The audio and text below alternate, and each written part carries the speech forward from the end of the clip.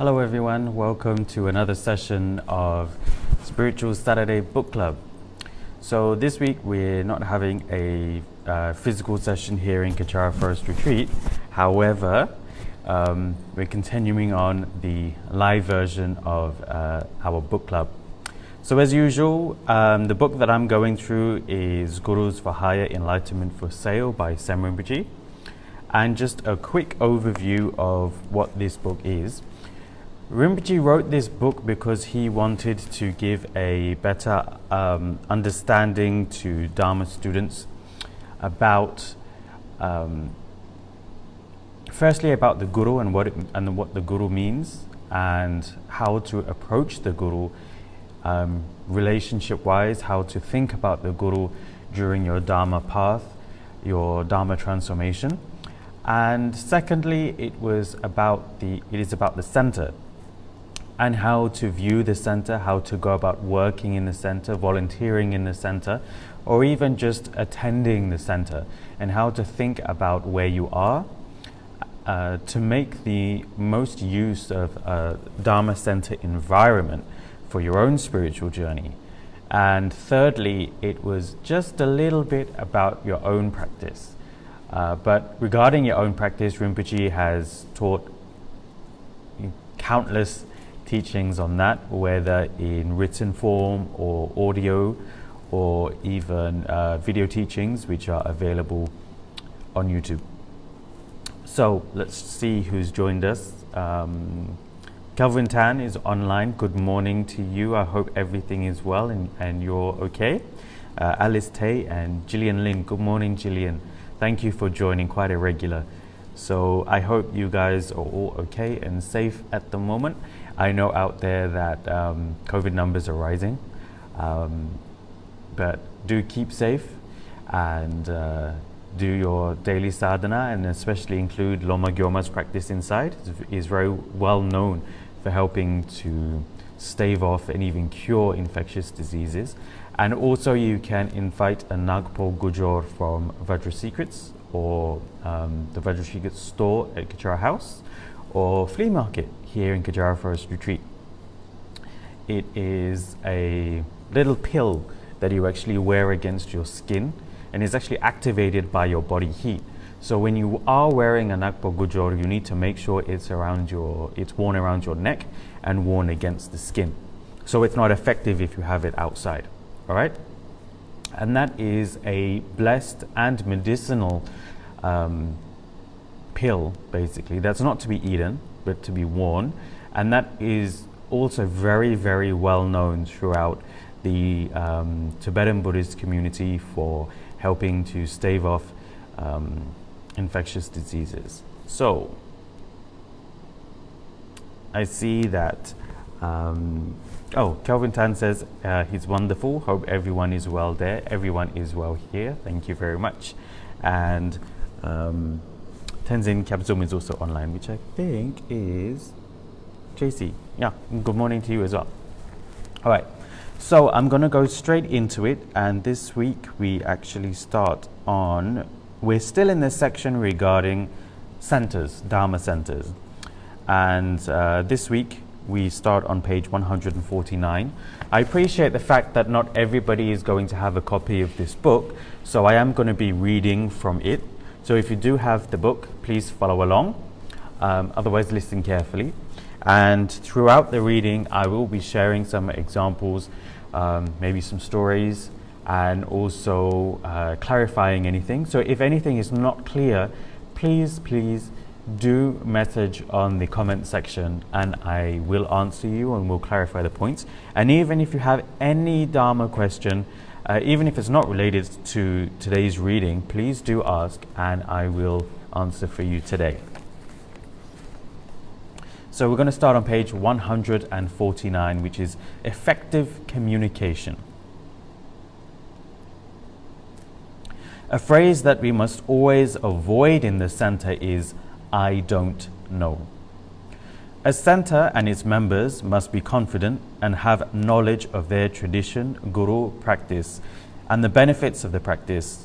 When I say practice, I do not mean just extensive practice in Tantra. I mean the very basic practices that we do in the center or have in our prayer books. We should at least be familiar with it. Whether the members or new people stay or not depends on us, the committees, the senior students, and how we give information. Now, this is actually applicable to volunteers who have been around for a while, Dharma staff who are working in KFR or KH. So one of the things that Rinpoche actually mentioned just within this paragraph is that we should know about the prayers that we're reciting. So knowing about the prayers is more than just knowing what it's good for. For example, in Kechara, our daily sadhana is actually called the Diamond Path. So it includes the Guru Yoga of Lama Tsongkhapa and the practice of Dorje Shugden. So when we think about Lama Tsongkhapa, everybody knows that he grants wisdom and peace, is very good for the mind. And then we get onto Dorje Shugden's practice, and then everybody knows it's good for protection and health and clearing obstacles, things like that. So that is kind of like the surface level of it. But to actually know the practice, you actually need to know what to do during the practice. A lot of people, when they do the sadhana, are just reciting the prayers, and that's it. But the mind is elsewhere. Actually, when you do the prayers, there is actually extensive visualizations to do when you're doing the practice. So this is something very, very good to learn and to start doing when you're engaged in your daily sadhana, as I'm sure many of you out there are. So if you're wondering about the Diamond Path, there is a course that we run that we should be running again by the end of the year. It's called Walking the Diamond Path, and it's a course that will be held here within Kechara Forest Retreat. Obviously, it's dependent on the COVID situation here in Malaysia, but we're hopeful that we can run the course again, and it's a 2-day, 1-night residential course here in Kechara Forest Retreat. So do keep your eye out on that, or news about that on the Kechara Facebook page, and might even be posted on the KFR Facebook page as well, when the schedule is out and the preparations are done. So do keep your eye out for that if you want to know more about the Walking the Diamond Path course, to actually understand and know more about the prayers that you're actually engaged in. So seeing some more people come online, very regulars today. Thank you all for joining. Yinping, good morning to you. Hannah Fu and Phoebe Yong, good morning to all of you, and thank you for joining. I hope everything's going well. If you have any questions, please do let me know. So I'll continue. The committee members and center members should sit down together and learn what is in the center's prayer book or practices, what the deities are for, what some basic meditations are, what refuge is, how to do prostrations. Then, when new people come to the center, we will know how to direct them to a certain prayer or practice. This is very practical, free, and accomplishable. Center members should know what their tradition is and where they stem from. We must have grounded information on Buddha Shakyamuni's life, and, for example, if we are in the Gelugpa sect, we should know and understand Lama Tsongkhapa's life.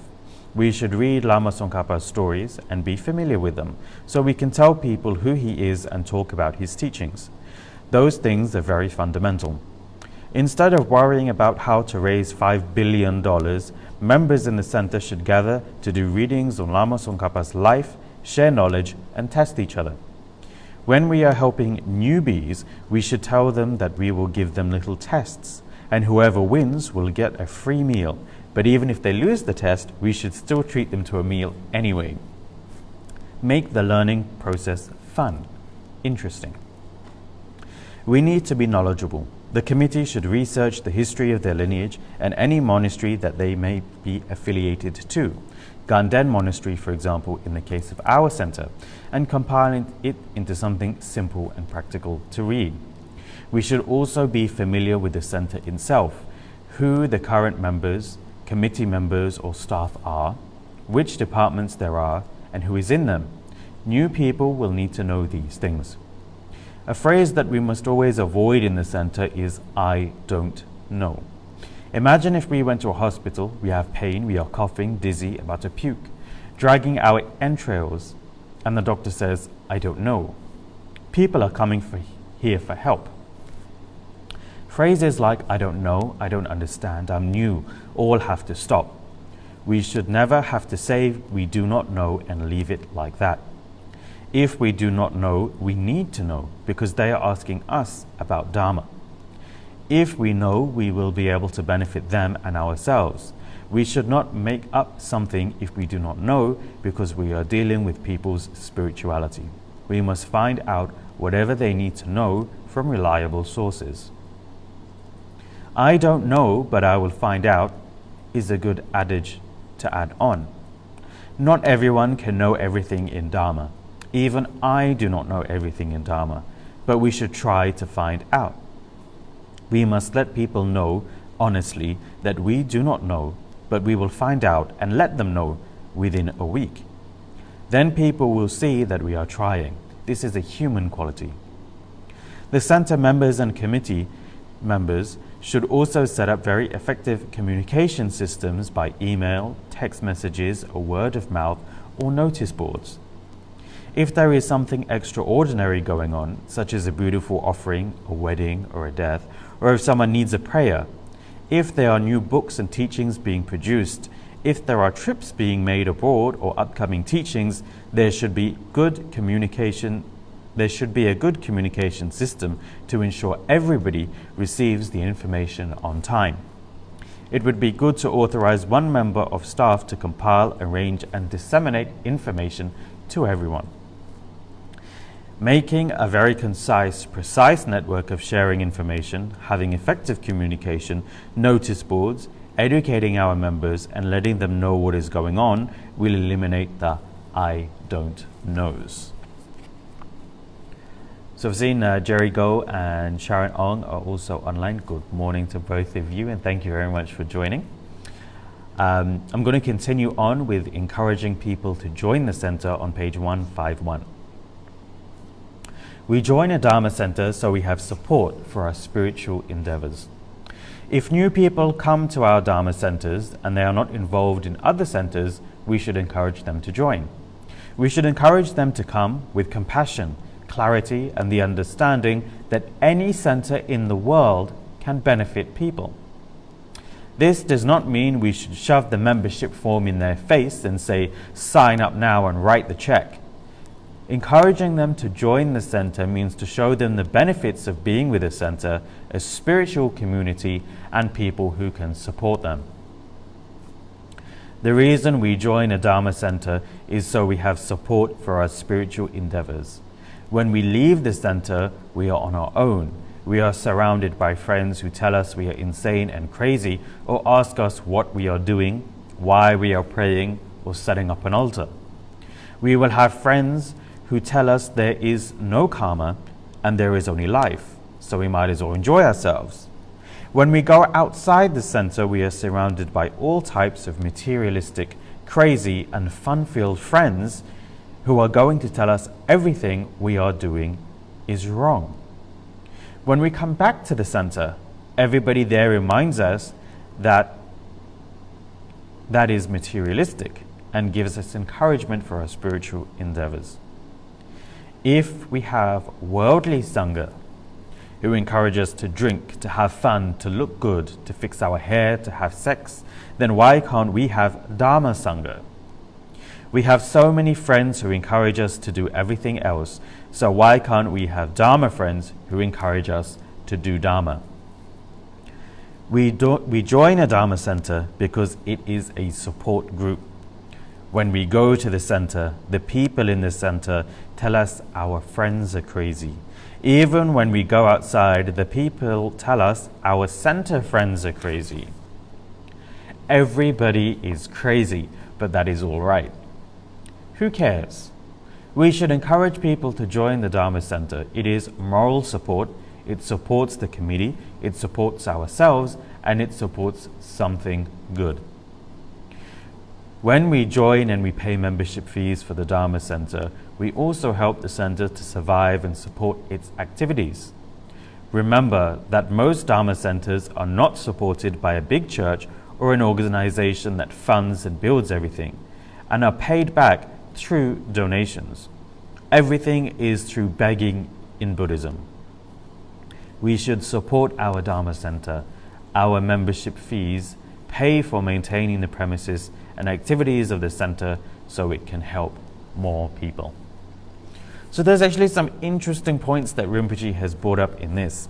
First is that when, I'm sure all of you know Dharma, long-time Dharma students or people who have been volunteering for a long time or who are Dharma staff. And one of the things that happens is that we always try to encourage people to go to a Dharma center. If you don't have a guru, if you don't have a Dharma center, we do encourage everybody to join Kechara. And that's because we have learnt the benefits of being in a Dharma center from Tsem Rinpoche, from this book, as I've just read out. And some people may find it a bit difficult to accept that we actively encourage people who come through our doors to join a Dharma center. So they do actually think that we're trying to, keep you for ourselves. We just want you in our center and that's it. We don't want to let you go anywhere else. But that's not actually true. Because if you see, Rinpoche's words in the book was, it is good to encourage people to join a Dharma center, for example, Kechara, if they don't have their own center and their own guru. If they do have a center and a guru and are practicing Buddhism, Rinpoche did one very, very selfless thing, which he always encouraged us to do as well, and that is to not encourage them to come to Kechara. I mean, they can come to our events and everything, but not to consider Kechara their Dharma center. But what Rinpoche actually did is he actually encouraged that person to go to their own Dharma center, to get involved in their own Dharma center, to get more teachings in their Dharma center, to go to pujas within their own Dharma center, and actually encourage them to follow their guru stronger. So even when the students or Rinpoche gave teachings on devotion to the guru, it is not devotion just to Tsem Rinpoche. That's not what we're talking about. What we're talking about is devotion to your own guru, whoever your guru may be, and your own Dharma center. What Rinpoche really wanted is for as many people as possible to just be a part of a Dharma center, to receive teachings, and go to pujas, to join activities there, to join the retreats, to join the volunteering programs, just because Rinpoche knew and taught the benefits of doing Dharma work, Dharma practice, Dharma volunteering. And all Rinpoche wanted is to encourage people to do it. Even if they went to a different center, if they had their own guru, that's fine. But if they chose to come to Kechara and have Tsem Rinpoche as the guru, all the better for us, because we are in a position to help those people actually progress in the Dharma while they are in Kefa, while they are in KH, in any of Kechara's departments. So I just wanted to make that point a little clearer. And another point that Rinpoche also brought up is, yes, Dharma centers are not run by big organizations or funded by big organizations. We are run by donations. So one thing that you will see is that Dharma centers, Dharma organizations will always be asking for funds. And that, unfortunately, is just a matter of life, of the way things work in society that we live in. We actually do need the money. So you will see a lot of us asking for money and funds to support us in the different things that we are doing. So that is, it's not just Kechara, it's every Dharma center out there. survives purely because the Dharma staff, the volunteers and members go out and beg for money and ask people for money, and that's just the way it is.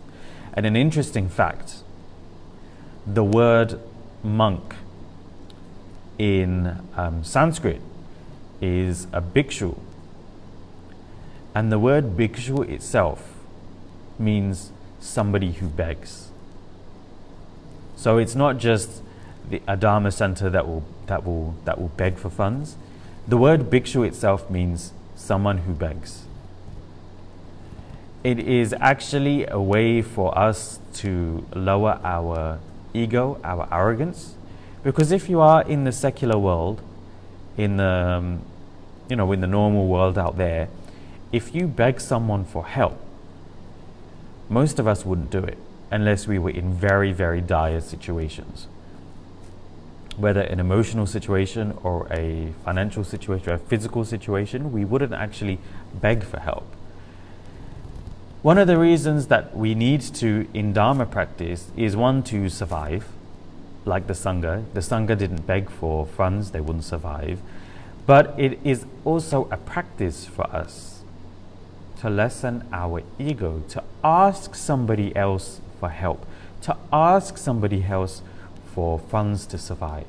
So if you are part of a Dharma organization, if you are benefiting from a Dharma center, a Dharma practice, it is actually good to get involved to help your Dharma center raise funds. Now, each Dharma center will have many expenses and will need help financially, but also in terms of physical help in many different ways. So to find out how you can help, you can contact your Dharma center or front desk in Kechara House. Find out where you can volunteer if you can't offer the funds. Find out how you can help out, maybe on a weekend for a couple of hours. Find out how you can help. I know there's all these programs that we have. For example, recently we had the Indoor Stupa project where many volunteers came to help, and we needed the help.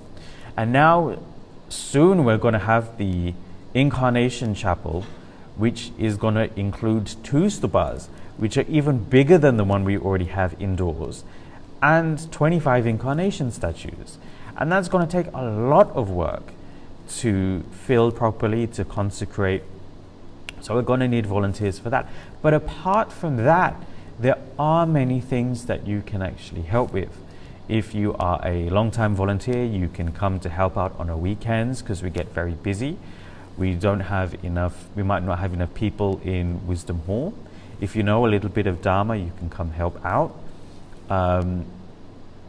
We have volunteers that come on a regular basis just to clean Kechara, because we are situated in the middle of the jungle, so there is a lot of plants, a lot of leaves, a lot of things like that.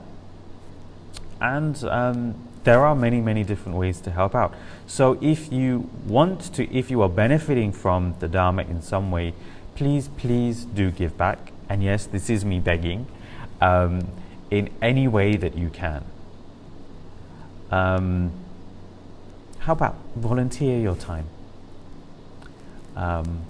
It'll be very good for you, because you're in the Dharma center more.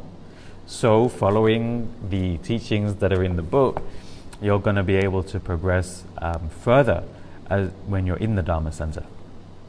Okay? So that's enough for that. So I'm going to get on to the next bit. I see somebody, 2 more people. Nathan Marsh and Sir K is also online. Thank you very much for joining. What I'm doing, just to recap, is I'm going over a book of Rinpoche's called Gurus for Higher Enlightenment for Sale. And this is all about how to view the Guru, being in a Dharma center, and a little bit about personal practice. So at the moment, I've actually got to the section on the Dharma center, which is why I keep talking about center activities and things like that. So I'm going to continue on with page 153. So the next section is called protocol. Religious protocol is about learning a system of creating the karmic causes to receive teachings. What is protocol? The religious protocol that we follow in a Dharma center is not just about protocol or forcing a culture down someone's throat. It is about learning a system of creating the karmic causes to receive teachings.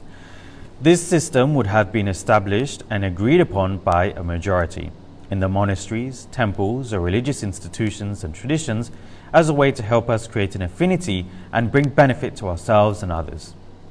Once we learn and understand the reasoning behind the protocol, then the merit is doubled. If there is a systemized way, we can borrow that. It is the same for all places where people are following the teachings of Buddhism. We teach the people protocol first, such as prostrations, making offerings, serving the Guru, etc., so they will understand, as the teachings come along, how they might collect merit in very simple ways. In time, I am sure Malaysia and other countries around the world will develop their own unique way of doing the same things with the same purpose. For example, the Tibetan tradition of offering kathas was not practiced by the original Indian Buddhists. In India, they scattered flowers on their teachers' heads and gave flower garlands to the teachers as an offering, to show respect and love. Tibet did not have flowers because the land was dry. They could not fly in flowers from other countries, so they offered pure white kathas as a replacement for flower garlands instead. Protocol can change with culture, but the motivation and purpose stays the same. Nothing I say is hard and fast, but we are now in an interim period where things are being poured out from Tibet into the world. While we are pouring it, we are using a Tibetan container. That container can change, but the substance, the Dharma, stays the same.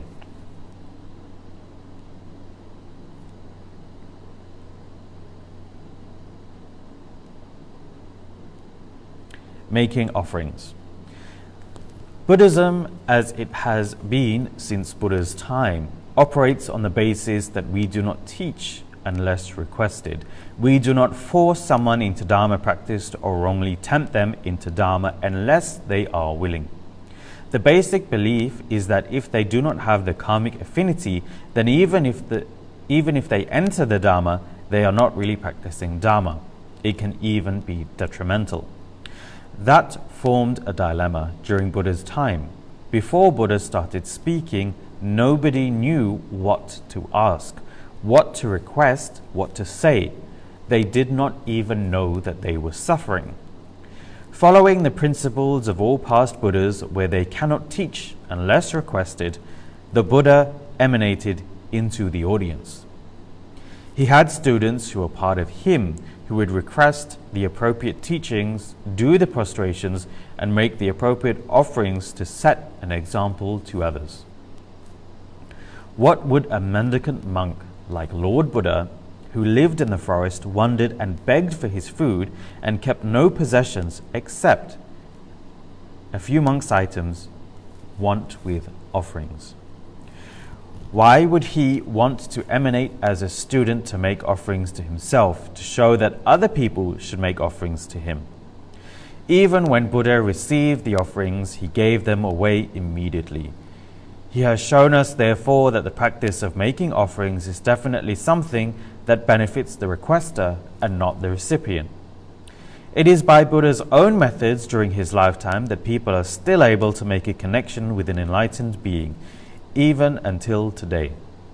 The best way is by making offerings of flowers, rice, precious metals, precious items, or whatever is within the person's capacity and means. We make offerings in order to make a connection with the enlightened beings and to create the merits on which the teachings can be supported. And hence, one of the 6 paramitas is giving or generosity. This is why we make offerings to the 3 jewels every single day. And an interesting point to note here, if for those of you who watched my sessions on Easy Dharma for difficult times during the MCO here in Malaysia, you will remember that I did a couple of sessions on refuge. And one of the refuge commitments that you take when you formally take refuge is to make an offering to make at least one offering to the 3 jewels every single day. And that is actually to train you in generosity. And when you train yourself in generosity, you actually receive the karma, you create the karma or the merit to actually receive more. So giving is the way to get more, okay, in a karmic sense.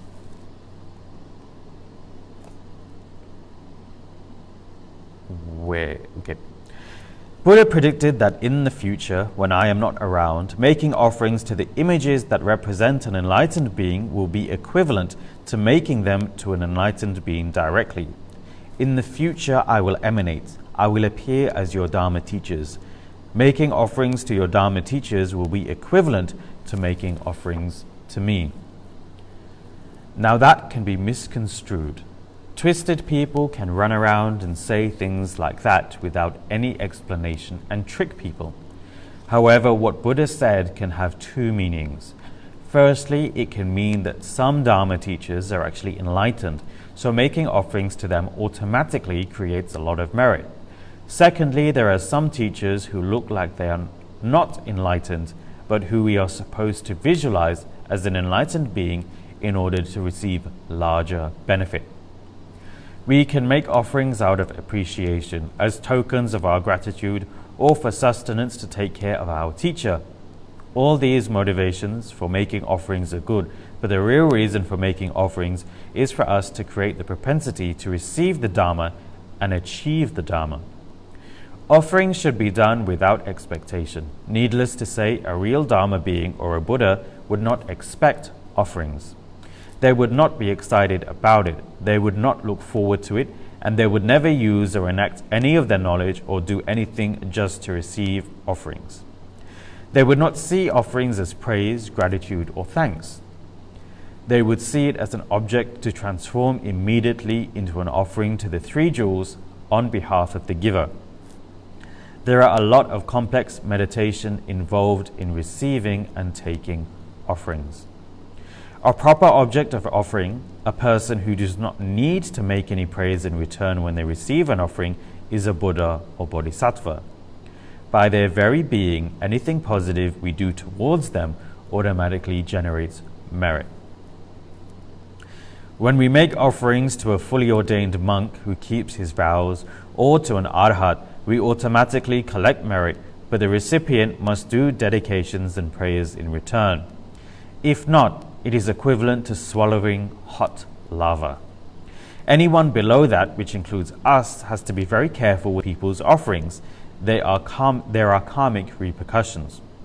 For example, I am definitely not a qualified being. I would think I am not an object of offering in any way. But people do make offerings to me, and so that the offerings, effort, money, and all the love and care that they have put into the gifts are not wasted, I make sure that I offer it up to the 3 jewels. For me, an offering is an offering. I do not think of it as anything more. I think of it as an object to help the giver create a stronger connection to the Dharma. Sometimes I go to different stores and I meet a nice salesperson. They know nothing about the Dharma, but they simply like me and want to give me an extra little gift. When I receive the gift, I think of it as the only link to the Dharma. I hold on to it, take it home, and make offerings to the 3 jewels for that person.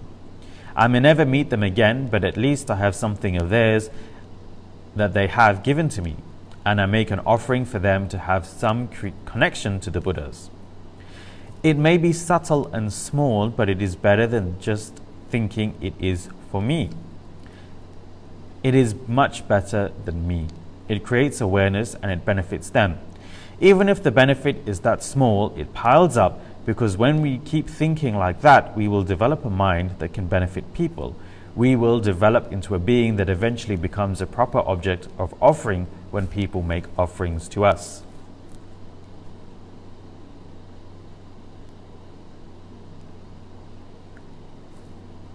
Requesting for teachings. As the 50 verses on Guru devotion explains, when there are specific teachings we would like to receive from our Gurus, we should make proper offerings. It is subjective how much we should offer. With great reverence and great respect, we fold our hands, make 3 prostrations, offer up a kata, and request for teachings. Whether the Guru gives us the teachings immediately, later, or he never gives them at all, we should remember that our request is not wasted. Once we make our request, we have created the karma to receive those teachings somehow when we are ready. We do not sit there and say, well, I requested for the teaching, I offered the kata, I gave him a bag of fruits, and I'm still not getting the teachings. I'm moving to another center. See you later. The most important ingredient for requesting and getting a teaching is to ask ourselves if we are practicing all the teachings we have received before. This is an important point, and I will read it out again. The most important ingredient of requesting and getting or receiving a teaching is to ask ourselves if we are practicing all the teachings we have received before. If we are not practicing all the other teachings that we have been given, why are we requesting for more? If we have taken one big bite of a sandwich and we are chewing it, would we take another bite? No, right? You'd finish chewing first. The teacher may have given us something simple to recite every day. If we cannot even do that, how strong is our conviction? On the other hand, it is also silly to say we are not ready to do more practice, so we do not request teachings. That would be just another excuse and hideaway. If the committee of a Dharma center wishes to request teachings, they should have a meeting, talk about what they need, what they are ready for, and what they are not ready for. Then they request for the teaching. When they request for a teaching, it is not to request with the assumption that the Guru will give it to them. They should request with humility. After we receive the teachings, or after we have taken vows of refuge, we should make 3 prostrations and say thank you, to collect merit and to show our submission to what we have learned. If someone has a physical disability and cannot prostrate, folding our hands is good enough. Let's see who else is online. Okay. Let's see. Sukfan is also online. Thank you very much for joining. Anybody have any questions so far? Or any questions at all, even if it's not related directly to what we're discussing today? It is a Dharma question, so we can definitely discuss it and talk about it. Sorry, my screen has just gone funny, so let me see.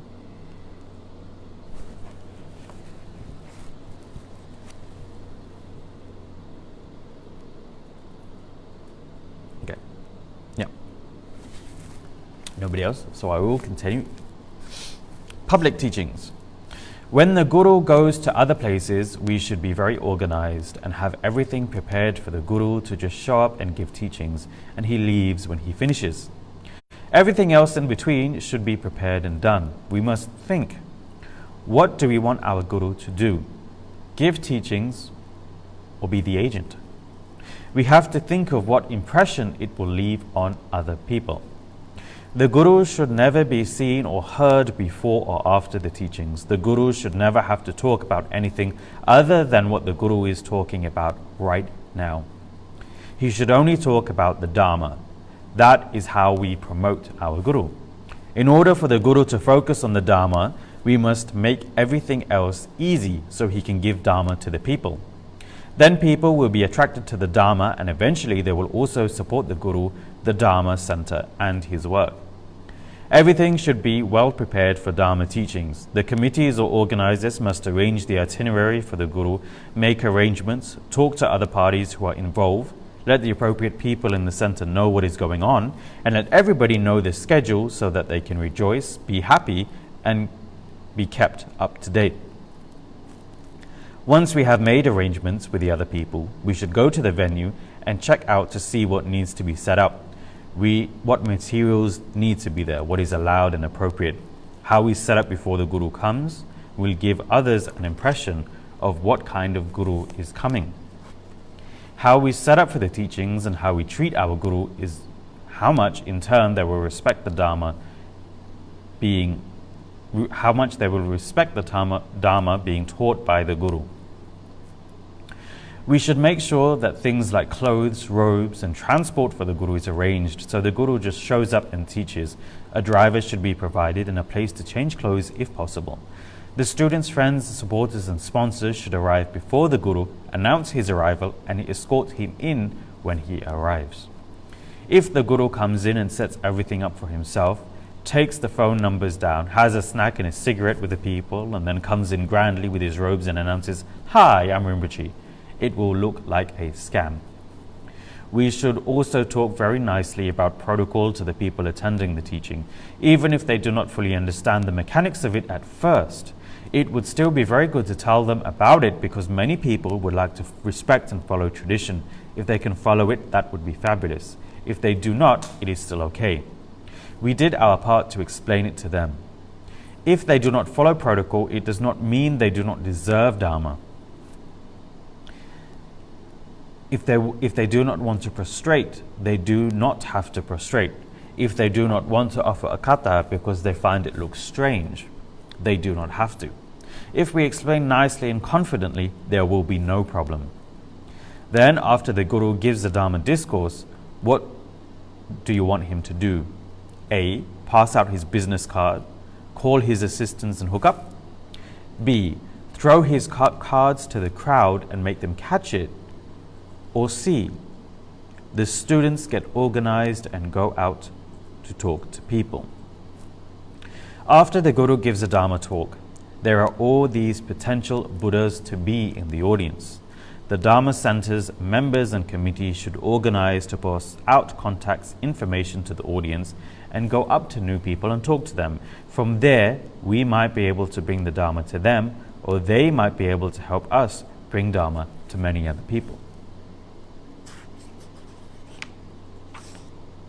Educating others on protocol. If we are in a Dharma center, we should understand the protocol.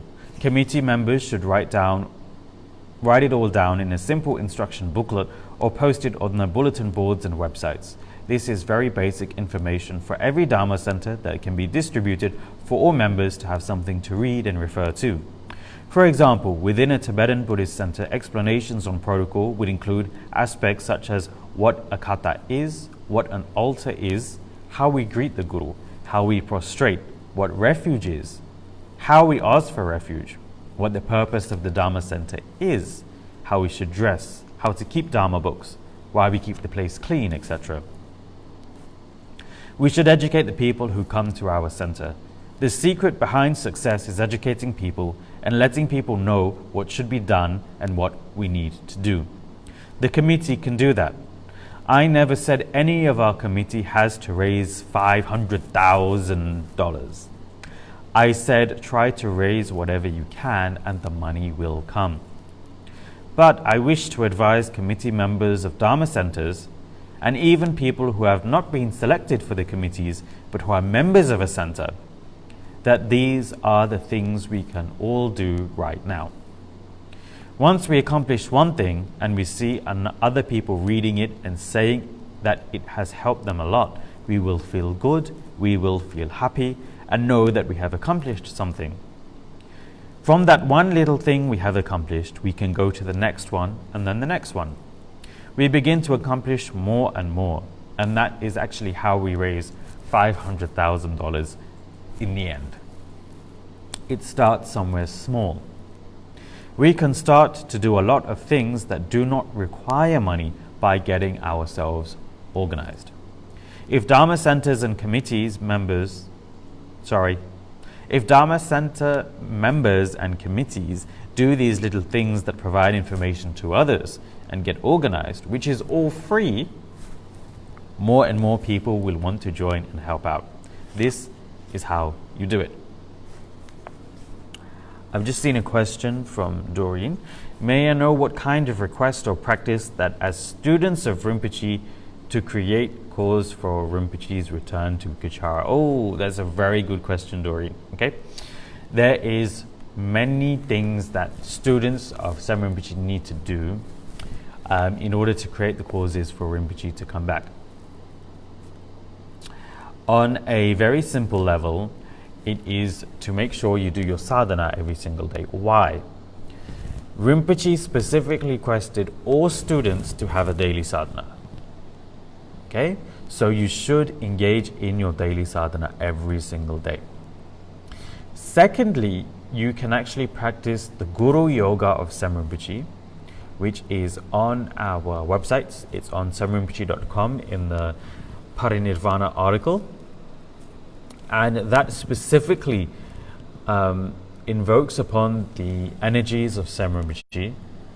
And in that prayer, there is requests for him to come back quickly. The third thing is to recite one of the swift return prayers for Tsem Rinpoche. And there are many. After Tsem Rinpoche entered Parinirvana, many lamas, many high lamas of our tradition wrote swift return prayers.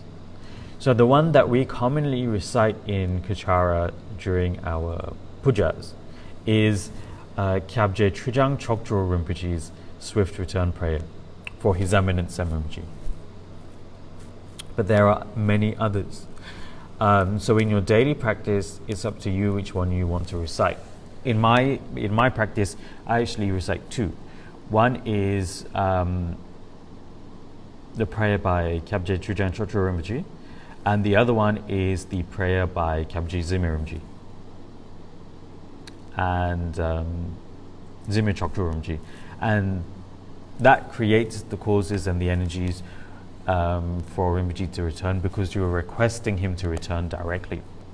Now, the most important thing, however, that is things that you do occasionally during a day. Maybe your sadhana is 15 minutes, half an hour every single day. For you guys, if you're doing the Diamond Path, fortunately, Rinpoche has given extra prayers and things for other people to do, so mine is considerably longer. And that's basically what you do during your sadhana. But the most important thing to do to create the causes for Rinpoche to return is to actually put into practice the teachings that your Guru has given you. So if you have received advice, if you have received advice from your Guru, personal advice, you should put it into practice. You should also put into practice the teachings that the Guru has given. For example, the teachings contained within this book, you should put into practice. When you put it into practice, the teachings into practice, you are able to actually transform your mind. And the merit and created from the transformation of your own mind is actually the biggest cause for the Guru to return, in order to give you more teachings, to actually become higher in your practice. That obviously leads you towards enlightenment. So the main thing is to actually incorporate the teachings into your life and actually transform. Now, a lot of people are saying, okay, but I'm doing my sadhana every day, I'm doing meditation retreats, I'm not actually transforming. Those are all that is Dharma practice, but it is a small part of Dharma practice. The biggest part of Dharma practice is actually taming your mind, is transforming your mind. So if for example, I'll give you an example, if you're an angersome person, if you get angry very quickly, maybe at work, with some of your work colleagues, and you know that you react badly. Maybe you react badly as in you have an outburst, you have a shouting session or whatever. Maybe you react badly by complaining about a person that has made you angry or you don't like. Dharma practice and Dharma transformation is when over time you stop engaging in that habit. You stop engaging in that habit of having an outburst towards that person, or complaining about the person behind the back. And eventually what happens is those two things actually stem from what? They stem from your anger. So Dharma practice is actually transforming your mind so your anger lessens. So this is from a negative point of view. You create the causes for your Lama to return when you reduce your negative qualities and your negative habits. And on the other hand, you increase your positive qualities and your positive habits. What are those? Things like being generous, things like helping others when they need help. It is also things like generating compassion. It is also things like encouraging others to do Dharma practice in a positive manner. Not in a negative manner, but in a positive manner. Is encouraging other people.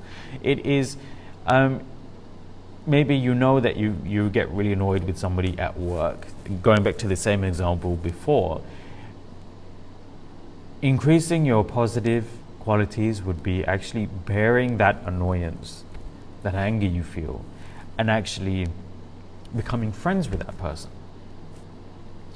So Dharma, the cause for your Guru to return, the main cause, is to create transformation in your mind using your Guru's teachings and Dharma teachings, coupled with fulfilling his instructions. For example, doing your sadhana every day, and making formal requests to your Guru through prayer by reciting Rinpoche's Guru Yoga and also swift return prayers. So I hope that's clear to Doreen. Oh, and thank you for Sharon. Sharon has posted the link to the Parinirvana article as well as the Guru Yoga.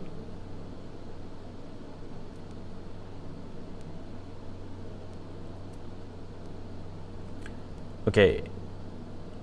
Now, Iman asked, Pastor Niral, just now you read this from the book. I make sure that I offer it up to the 3 jewels. Can you explain how exactly is the offering of a gift is offered to the Dharma and the Sangha in that case? To offer to the Buddha, we can do that by putting the gift right on the altar. Oh, okay. So, when you're making an offering or a gift, okay, when you think about making offerings in daily practice, we think of water offerings, we think of the traditional set of offerings that we offer, the sensory offerings, etc. The more formalized offerings.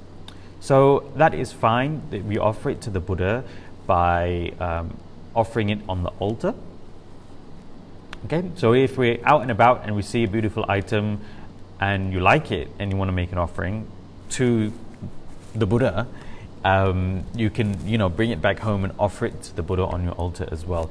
So you will see a few altars are not just the statues and the traditional offerings that we usually give, but you will have some people like myself who offer other things on the altar. So if you see my altar, I've got trinkets from here and there. I've got things like seashells.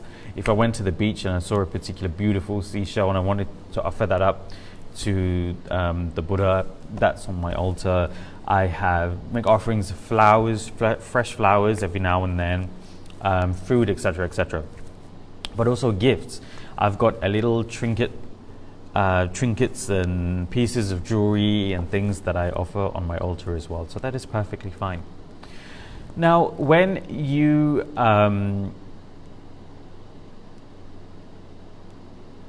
give a gift to a member of the Sangha, I'll explain how Rinpoche did it. When Rinpoche received an offering, the first thing that Rinpoche did was he would actually offer it to the Buddhas. And how he did that was, if he was at home here in Kechara, he would actually put it on a very nice tray with a brocade and offer it up on his altar. So his altar in Rinpoche's room, Rinpoche's private room, consisted mainly of Vajrayogini, Manjushri, Dorje Shugden. So these were the three main images, not all of them, but the three main images on Rinpoche's altar. And he would offer them to the deities and leave them there for at least a day as an offering. And then after that, only he would use them. Okay?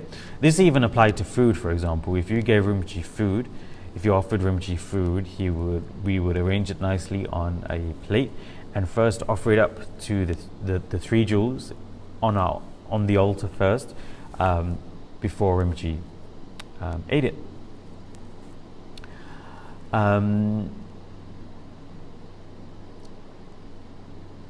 When Rinpoche was out and about, if someone gave him a gift and he wasn't in front of an altar, then what Rinpoche would do is he would hold the gift and he would visualize offering it up to the three jewels and the deities on behalf of that person.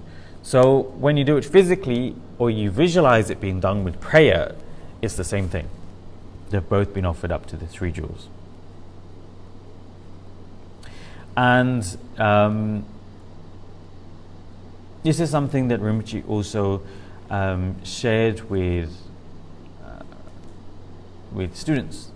For example, for the pastors, because people do give us gifts, do give us little things like here and there, like if they know we like a certain type of food, every now and then they will come to give the pastors some food. If we're doing a puja and we get an ang pao, or if we doing anything basically and we're giving anything as a gift, Rinpoche has given a certain visualization and prayers to offer that up to the three jewels. But it's also applies to you. Why? Because as Rinpoche said in the book, there is karmic repercussions to receiving. So if you receive, if someone gives you something like a gift, you're now karmically indebted to them. Okay. However, if you receive the gift and you offer it out, then there's no karma involved. Actually, in fact, you're generating merit. So I'll tell you the way to do it. If you receive a gift, you can put it on a little tray or a little plate, and you can offer it up on your altar, okay, and to generate merit. Basically, you're offering it up to the three jewels. And then once you've offered it up to the three jewels, you can do whatever you want with it. Use it however it needs to be used, depending on the offering. So it shouldn't be anything that comes from negative means. Nothing that's come from killing or stealing or lying or things like that. If you don't want to do that, there is one thing that you can do. When you receive a gift, whatever it may be, say for example you received a book, a non-Dharma book from somebody, you just hold it. Because it is a gift, it is an exchange of energy, as it were. You can you hold it, you take refuge, you visualize the particular deity that you have an affinity with, and you visualize the book being offered up to the deity and the deity being pleased. That itself creates the merit. And then remember, when you create merit, you always need to seal your merit. So you do a quick dedication at the end. It doesn't have to be a full completion dedication as we do at the end of our pujas and events. It can just be one of the verses from there. And that transforms the act of you receiving a gift into an act of making an offering to the Buddhas or whichever deity that you have an affinity with, and that generates merit. Okay, so that's the way you do it. I hope that was clear. If it wasn't, let me know and I'll explain it in another way. Okay, Iman also wrote, Pastor Niral, I think I read somewhere that it is best to make offerings to our Guru. If our Guru is no longer around physically, what would be the appropriate motivation when we offer a physical gift to our Guru? Iman, is exactly the same. Exactly the same. When Rinpoche was physically with us, people would every week give offerings to Rinpoche, no matter what it was, flowers, food, books, statues, gifts, even just writing a card out, a heartfelt card to Rinpoche. Rinpoche would even offer that up to the Buddhas. And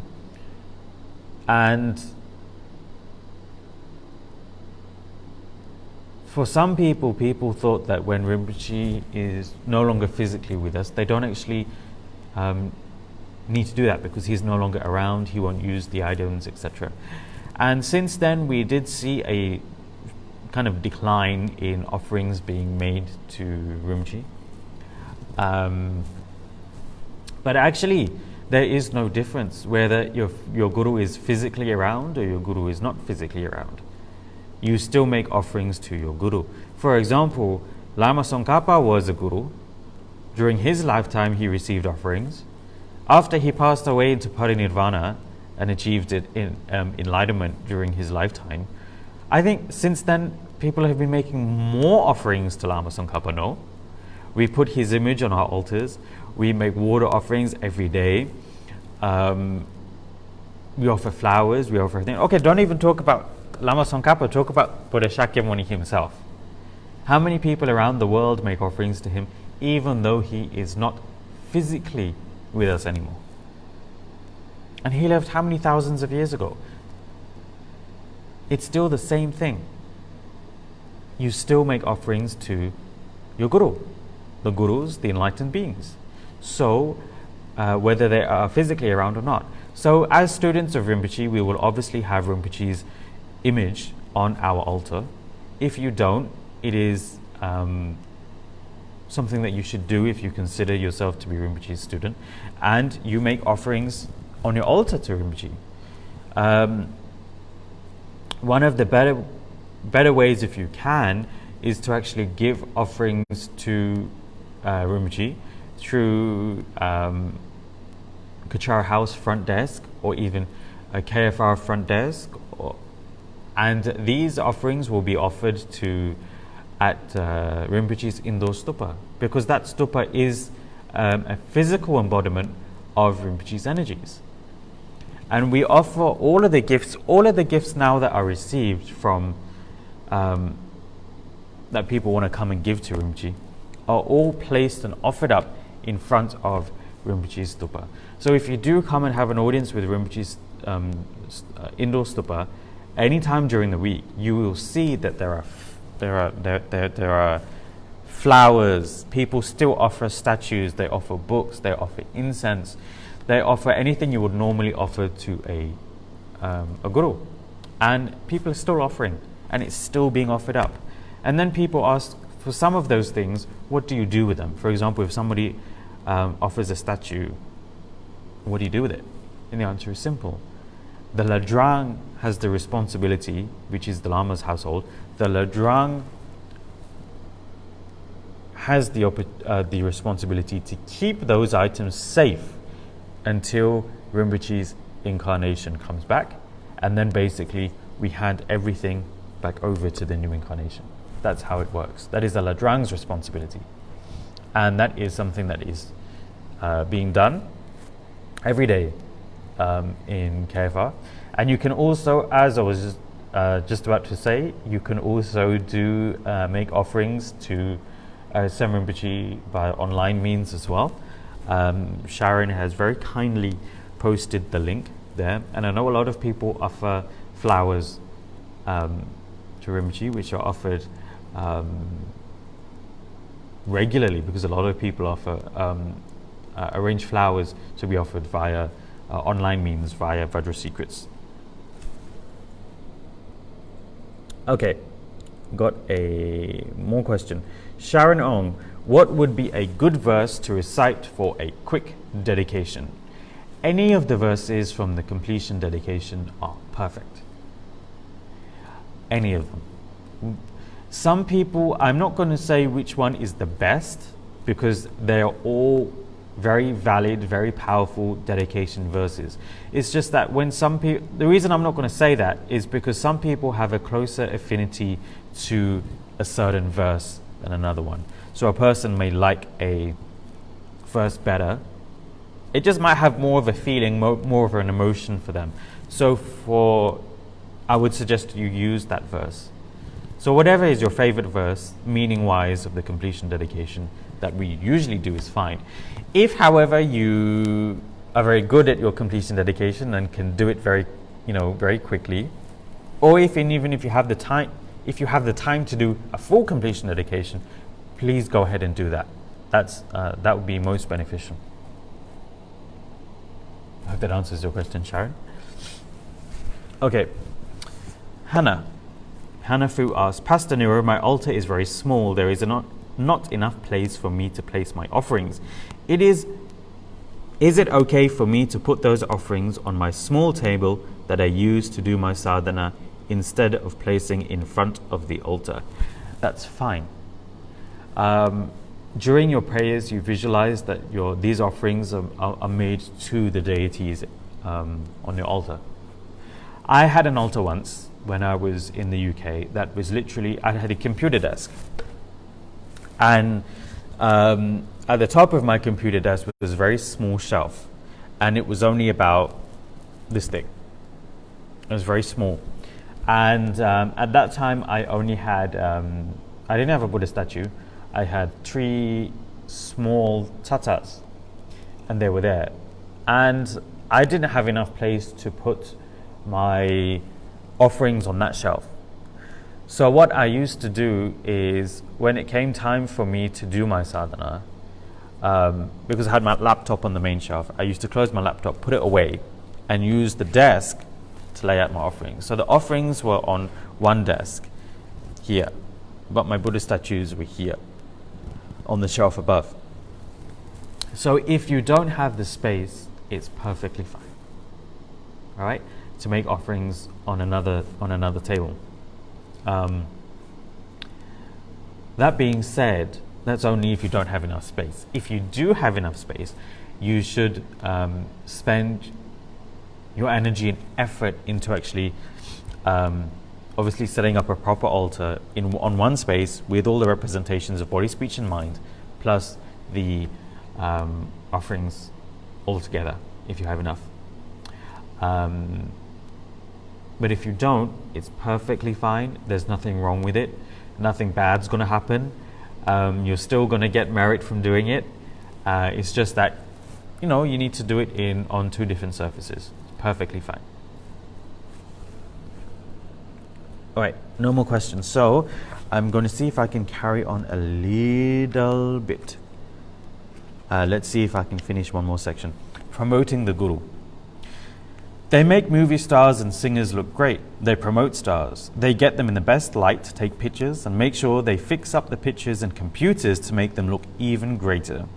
They do all this so they can create more business, more people will like them, and more people will see their movie or buy their CD.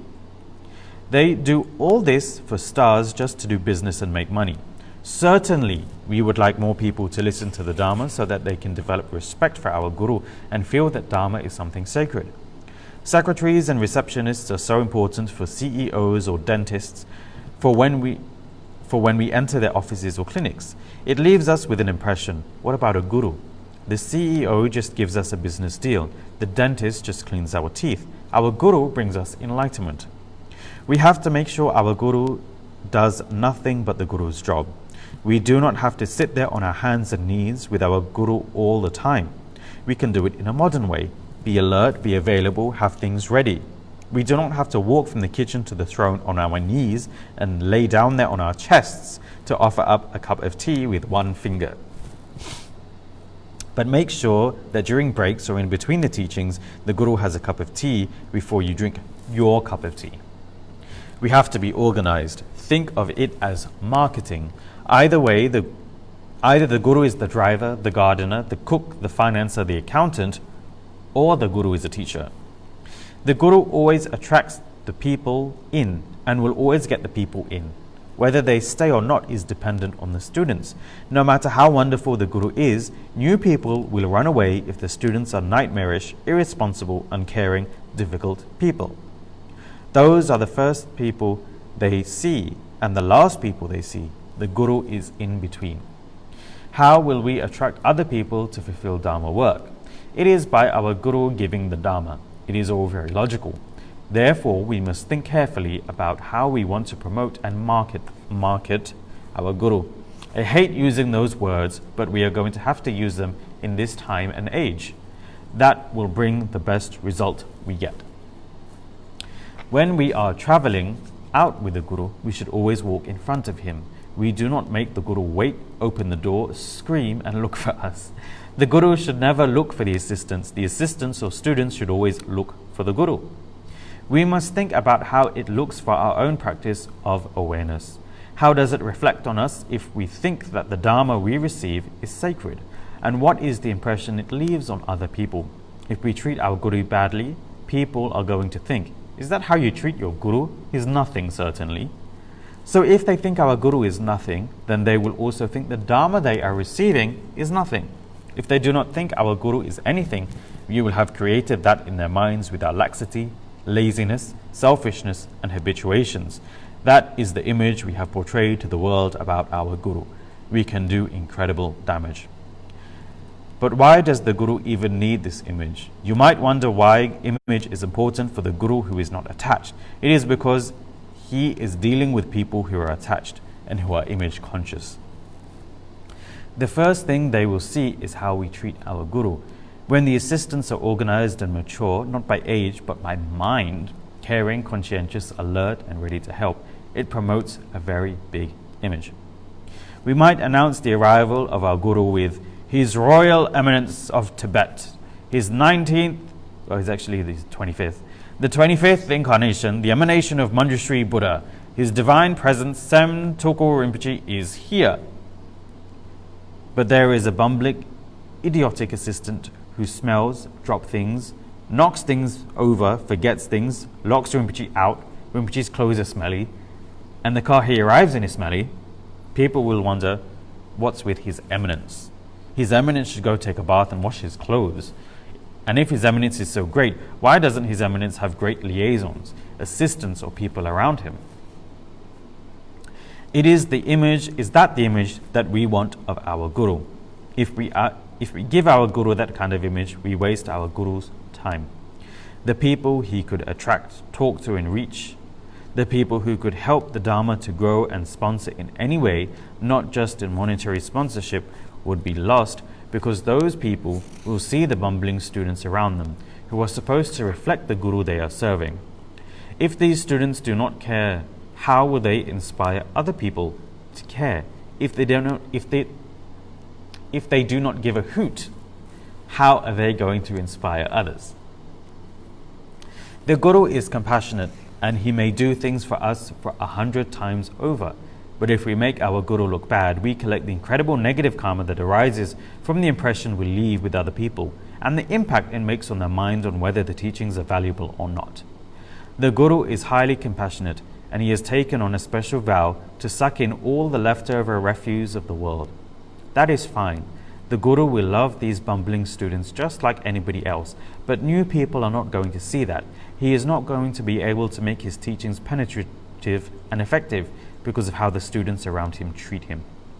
We must ask ourselves, what is the image we portray? What kind of people and assistants do we surround our Guru with? How do they dress? How do they look? Do they spit when they talk? It would be fine in a closed environment where everybody knows that we are little loafing, loser, parasite monsters. They will accept and forgive us. But if we are out in public and we act in this way, the loafing monster will create a horrible image for the Guru and the Dharma Center, and a horrible image in the future for people. I am not here to tell you to treat me like royalty, but I am telling you the facts. If the Guru always has to say, where is this? Where is that? Do this, do that, over and over to the assistants, then why does he need assistants? If we allow that to happen again and again, it reflects our insensitivity and lack of respect. For people who have the potential to receive the Dharma, we might even lead them in that direction also. As the Dharma Center grows, what I am saying will be even more apt and important. Do we want our Dharma Center to have more students? Do we want more people to join? Do we want to expand? The Guru is already having this much difficulty maintaining a small group of students. If we cannot handle our Guru at this stage, How are we going to handle him if there are double or triple the number of students in the center? We need to ask ourselves, why are we advertising our guru or our center? Why write about the guru and send articles to newspapers? Why talk about the guru? Why ask the media for interviews? Why make him grow when we do not have the foundation to grow? The foundation is not just a building bridge, is not just building. The foundation is not just a building being bigger. It is our attitude, responsibility, and how we want to promote our guru. Our behavior and how we act and how we hold ourselves comes first. Talking and promotion is secondary. How a guru or the teaching spread is dependent on how the guru's... I'm going to reread that sentence. How a guru or the teaching spread is dependent on how the students speak and act. If the students know how to praise, speak, and talk about the good qualities of the guru, then people will know about him. If the students remain quiet and do not say anything, the gurus will never grow. And why would we want to promote our guru? Because we are fanatical, insecure, and reassuring ourselves? Those could be reasons, but the real reason for promoting our guru is that we have trust, confidence that he can help many beings.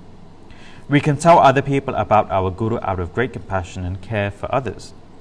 That is why anybody will talk about great masters like His Holiness the Dalai Lama or His Holiness Kechara Rinpoche.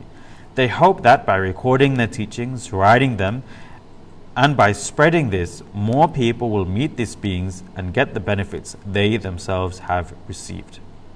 That is why I talk about it. I do not talk about Dzong Rinpoche and the Dalai Lama to make myself high. Their qualities do not rub off on me just because I have received initiation from them. Their enlightenment did not rub off on me just because I have the honor to serve them. I am still me. But I am concerned about a lot of people, and I know that if people hear about this in the world, that these great gurus exist and their qualities are like that, they will somehow find a way to connect with these gurus. It is my way of advertising. I hope that when it gets onto the internet and thousands of people are looking at it, they will somehow find these gurus or similar gurus of their caliber. Then they can receive Dharma teachings too. For the gurus who grow these days, it is not just a matter of their status, attainments, and who they are. These days, it is a matter of having a good publicist, people who write books about them, feature them in articles, advertise their good qualities, and talk about them. It is not like it was before in Tibet. Now it is a matter of good publicists, writers, media, and people who believe in the Guru so much that they spread their Guru's kindness and Dharma through these mediums. If we do nothing about this and just sit back, though we know our Guru's good qualities, we are being very selfish because we do not help anybody else. We are actually just keeping our Guru's potential to ourselves. When we are lazy to promote or talk about our Gurus, it shows our lack of care. If we cannot help people directly, we can still help by explaining and letting them know about our Guru's good qualities. That is our responsibility. How did we all come to Buddhism? Did Buddha teach us about his good qualities, or did his students teach us? How do we have faith in masters like Kechara Rinpoche? How do we have faith in the Dalai Lama when we have never even met him, or even if we did, only for a few brief moments? It is because someone repeatedly explained their qualities to us again and again. How did we ever buy anything like our apartment, car, or refrigerator? Because someone said that this location and this developer was good, and this brand was good, or someone advertised, so we heard or read about it. Then we bought our apartment, car, or refrigerator and enjoyed its good qualities because someone told us it would be good. I think that was actually pretty straightforward, so I'm not actually going to go more into that. Actually, we still have quite a bit to go through. of the book. So perhaps it will take another 2 to 3 sessions of these online book club book readings and explanation by myself to actually finish the book. So if there's no other questions, I would like to end it and today's session there. Just before we go, today's session is sponsored by someone who would like to remain anonymous, and they have a dedication that may everyone finding happiness and awaken their innate compassion, nature and wisdom. That itself is a very Buddhist dedication, and it's a very beautiful dedication. So thank you very much, and see you next time.